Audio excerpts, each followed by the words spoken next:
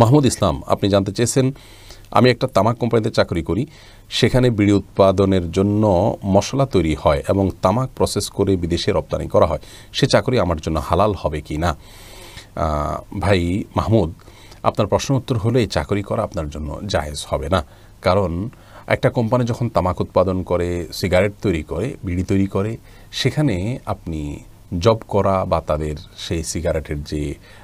আপনার আইটেম আছে, তার কোনো একটা আইটেম আপনি উৎপাদন করা মানে হলো আপনি তার সে হারাম পণ্য উৎপাদনে সহযোগিতা করা।